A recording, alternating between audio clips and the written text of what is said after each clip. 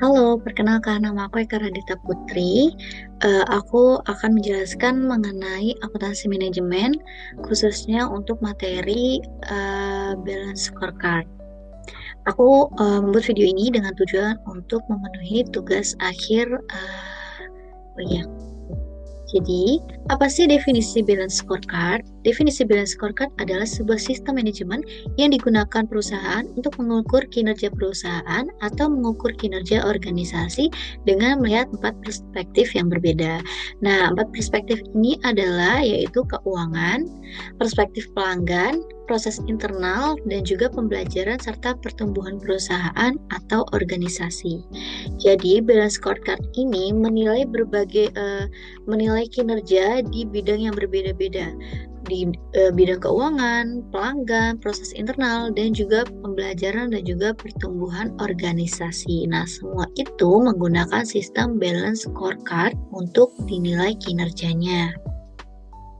Lalu selanjutnya, apa itu tujuan dari balance scorecard? Nah, tujuan dari balance scorecard sendiri adalah untuk menyelaraskan strategi perusahaan untuk menyelaraskan strategi dengan tujuan operasionalnya. Lalu yang kedua adalah untuk mengukur kinerja perusahaan dari berbagai perspektif, bukan hanya dari segi keuangan aja, tapi juga non keuangan atau non finansial. Lalu tujuan yang selanjutnya adalah untuk meningkatkan fokus pada hasil jangka panjang, bukan hanya hasil jangka pendek. Nah, tadi adalah tujuan dari balance scorecard atau aku di sini nulisnya disingkat ya BSC. Selanjutnya adalah manfaat dari BSC. Yang pertama adalah untuk meningkatkan pengambilan keputusan dengan data yang lebih lengkap. Yang kedua, manfaat dari BSC atau balance scorecard ini adalah untuk menyediakan pemahaman yang lebih baik tentang faktor-faktor apa saja yang mempengaruhi kinerja. Lalu yang ketiga adalah memungkinkan pemantauan yang lebih efektif terhadap pencapaian strategi dan juga tujuan perusahaan sehingga bisa tercapai dengan jelas dan dievaluasi. Nah, selanjutnya adalah perspektif BSC. Seperti yang udah tadi aku bilang ya, kalau BSC ini menjelaskan dengan berbagai macam perspektif. Bisa dibilang juga dengan sudut pandang yang berbeda-beda. Ya, dari sudut pandang keuangan atau perspektif keuangan, yaitu perspektif pelanggan, proses internal, dan juga learning dan growth. Jadi, BSC atau Balance Scorecard ini dia menilai dari segi keuangan, menilai dari pelanggan, cara perusahaan melayani pelanggan, mempertahankan customer. Nah, itu bisa dinilai melalui dengan BSC. Lalu adalah proses internal, proses perusahaan itu sendiri ya, atau yang berhubungan dengan produktivitas perusahaan itu. Lalu yang terakhir adalah perspektif yang keempat, itu learning dan growth. Nah, perspektif learning dan growth ini adalah perspektif yang memandang mengenai atau menilai tentang pertumbuhan perusahaan. Tumbuhan atau membahas hal-hal yang perlu dikembangkan untuk menunjang proses-proses yang ada di perusahaan. Nah, lalu selanjutnya apa aja sih konsep dari BSC? Konsep dari BSC itu ada 4. Yang pertama adalah mengidentifikasi visi dan misi perusahaan. Sebelum kita menilai sebuah perusahaan, kita harus tahu dulu apa visi dan misi perusahaan. Jadinya supaya lebih jelas tujuannya itu mau kemana dan goals-nya itu seperti apa. Lalu yang kedua adalah identifikasi strategi untuk mencapai visi misi tersebut. Nah, setelah kita tahu nih apa visi misi dari perusahaan tersebut, selanjutnya kita akan menyesuaikan dengan strategi apa yang bisa kita pakai atau implementasikan untuk visi dan misi perusahaan tersebut. Lalu konsep BSC yang ketiga adalah untuk menyelaraskan tujuan dengan strategi untuk bisa mengcombine kembali ya tujuan dengan strateginya itu agar make sense ya, agar balance gitu ya, tujuan dengan strateginya itu mengarah ke hal yang sama. Nah, lalu yang konsep BSC yang selanjutnya itu adalah untuk menganalisis kinerja organisasi atau perusahaan. Nah, ini yang paling penting ya. Konsep dari BSC itu adalah pada akhirnya dia akan mengevaluasi atau menilai kinerja organisasi atau perusahaan. Namanya juga BSC atau Balance Scorecard yang gunanya adalah untuk memberikan penilaian ya, kartu penilaian atau scorecard seperti itu. Nah, di sini ada 4 ya proses implementasi BSC. Yang pertama adalah menentukan visi misi ya.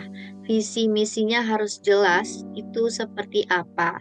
Lalu yang kedua adalah KPI atau Key Performance Indicator.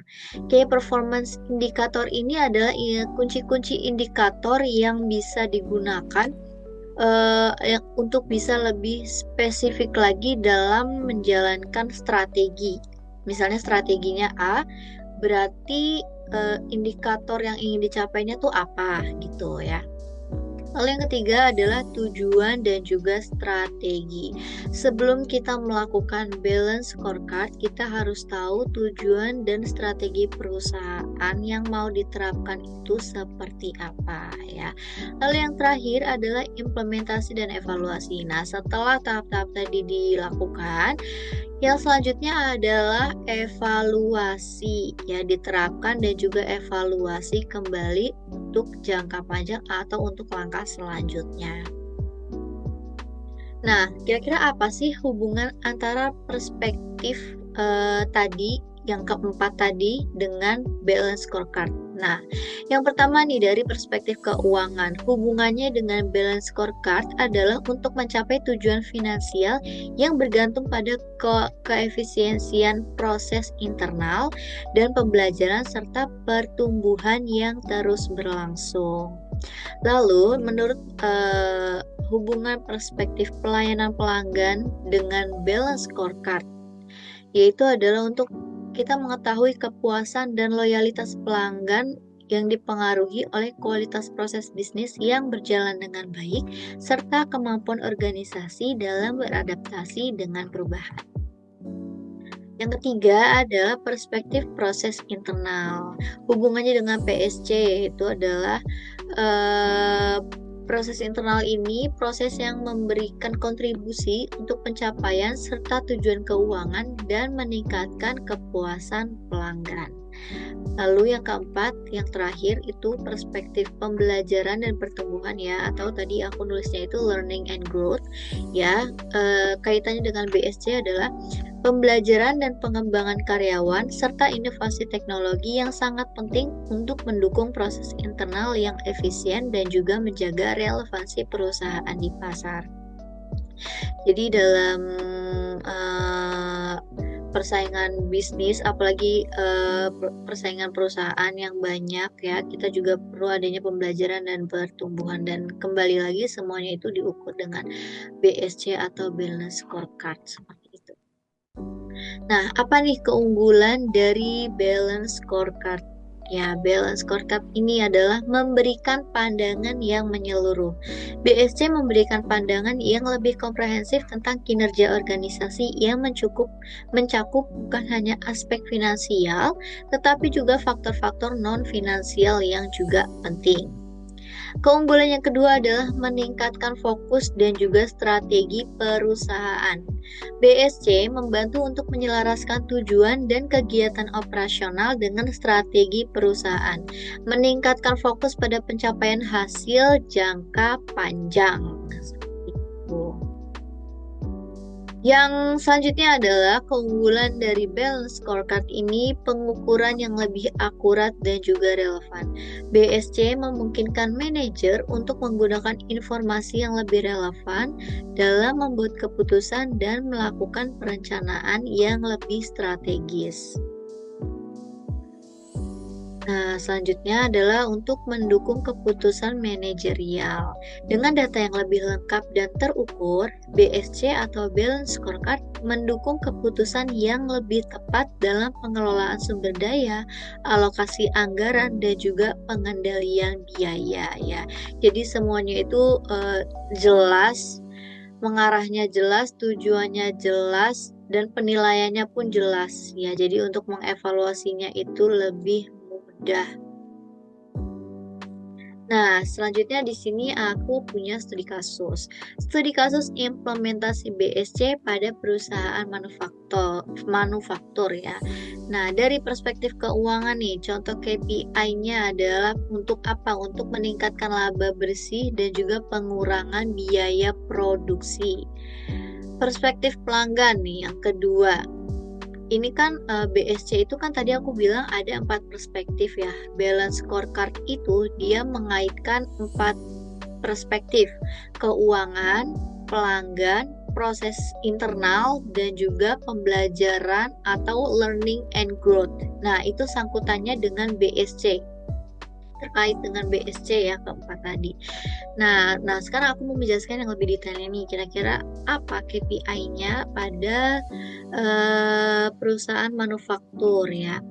Tadi yang keuangan, terus yang selanjutnya adalah perusahaan pelanggan. Key Performance Indicator atau KPI-nya nih yang dinilai adalah untuk menilai tingkat kepuasan pelanggan, untuk mengetahui pangsa pasar dan juga retensi pelanggan. Lalu yang ketiga, perspektif proses bisnis internal. KPI-nya adalah untuk pengurangan waktu produksi, inovasi produk baru, dan juga pengendalian kualitas. Lalu yang terakhir adalah perspektif pembelajaran dan pertumbuhan atau learning and growth ya. KPI-nya adalah untuk meningkatkan pelatihan karyawan, penerapan teknologi baru, dan juga pengembangan budaya yang lebih inovatif. Jadi, kesimpulannya, BSC atau Balance Scorecard adalah alat ukur yang efektif untuk mengukur kinerja perusahaan atau organisasi dari berbagai perspektif untuk mendukung pencapaian serta strategi perusahaan. BSC ini menggabungkan perspektif keuangan dan juga non-keuangan untuk memberikan gambaran yang lebih lengkap dan juga seimbang mengenai kinerja organisasi. Lalu, dalam akuntansi manajemen, BSC memberikan informasi yang berguna untuk perencanaan, pengendalian, dan juga pengambilan keputusan yang lebih baik. Nah, jadi sekian teman-teman. Itu adalah hasil dari aku. Mohon maaf bila ada kekurangan atau dalam penyampaian kurang jelas. Wassalamualaikum warahmatullahi wabarakatuh. Semoga bermanfaat.